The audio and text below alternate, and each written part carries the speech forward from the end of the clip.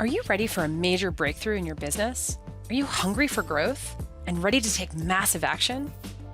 Tony Robbins has invested more than 40 years into consulting the most accomplished organizations and business leaders. His exclusive Business Mastery program is the culmination of everything he has learned and assimilated in that process. In this immersive 5-day boot camp program, you will learn from Tony and other leading business experts how to uncover the critical factors impacting your business right now. Then refocus and realign with the business strategy you need for competing in any economy. You will leave this groundbreaking program with the essential tools to shape your business and drive it to incredible success. So harness your hunger, let go of your fears, and take your business to the next level at Business Mastery. Admission is extremely competitive and exclusive. Visit www.tonyrobbins.com/businessmastery to see if you qualify. Space is limited, so only qualified business owners will be approved.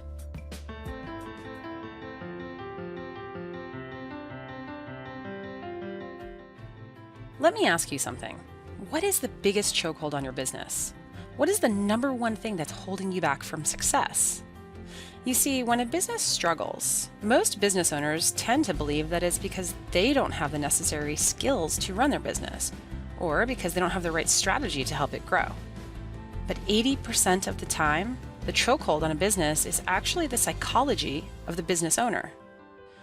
Sure, the strategy, skills, and tools are all critical components to creating real and sustainable growth.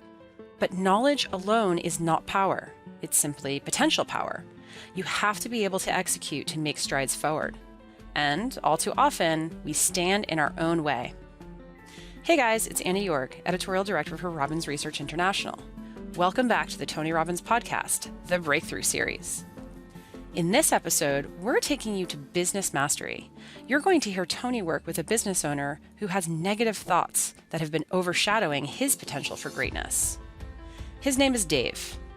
Dave has convinced himself that he's just not worthy of building a successful business, and in turn, he's barely scraping by. What Tony does is he helps Dave break free from his limiting beliefs and adopt a brand new mindset that allows him to then create the type of business that will bring his customers more value than anyone else.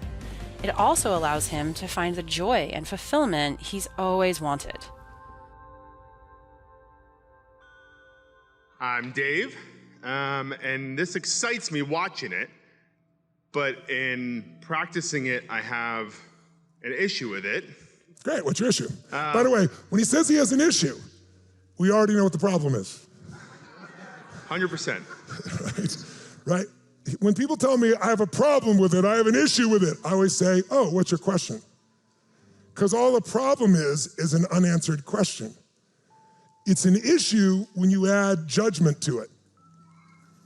And now it becomes charged and harder to solve. But it's really easy to solve if you bring it back to a question. So tell me, what's your question? How do you apply this to a business that you're not talking about millions of dollars, you're talking about much smaller amounts? And it's the impact's not as great, so it's not as exciting. Well, it is just as exciting. If you're making $100,000 a year and now you make $200,000 a year, how many think you'd be pretty excited about that? If you're making 10 million a year and you go to 20 million, how think you're gonna be excited? It's all relative, is the truth. So what's really true is you're telling me you don't think there's treasure in your business. It's either not there, or you don't think you can find it, or you don't think it's worth it. And by the way, when people don't think it's worth it, it's because they don't believe it's there and they don't think they can find it. That's how it works. So which one is it? It's hard because this thing's my passion. And I have a hard time seeing that your passion can also be your income and your beauty and give you the significance you want.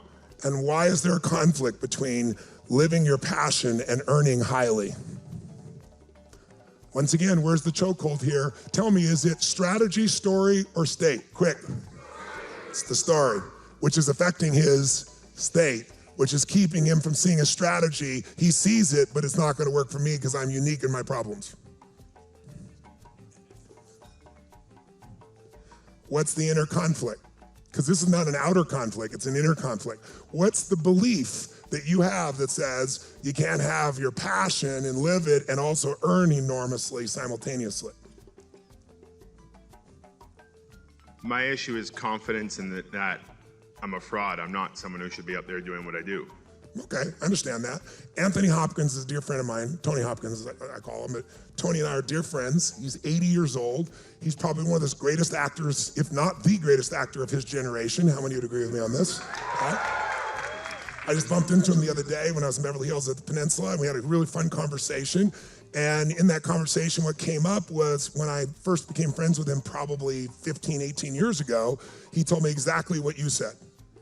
I met him, I read these articles because I was going to meet him. He invited me to come to his house. Turned out he's a big fan of mine. So I always do my homework. I read everything about him so I'd understand. I already loved him as an actor, but all the articles, he sounded like an actor. Yeah, acting's it's a profession. You know, I don't give a fuck about it. Just give me my paycheck.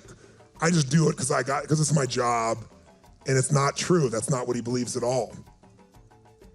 He believes it's an incredible passion, but he felt he was a fraud because how could I be this good, not much better than everybody else? Well, I'll tell you how. He memorizes the entire script, not only of his part, but of everyone else's parts. If you're in a part with him and you forget your line, he knows it. That's how dedicated he is. But he still thought he was a fraud. He said, I'm a fraud, I shouldn't have these, you know, I've been knighted by the Queen, I've got my Academy Award. I mean, people knew what I was really like. And I said, you're absolutely right. You're a fraud to yourself. You've deceived yourself into thinking that you're not worthy. That's the only fraud. I said, you're thinking based on some old conditioning from your childhood, and you're not a child anymore. So wake the up to who you are as a man or a woman, and claim who the you are. Claim what God made you for. I don't know what you believe spiritually, but I don't really believe that your creator made you so you'd have a bunch of limitations. I think those are in your head.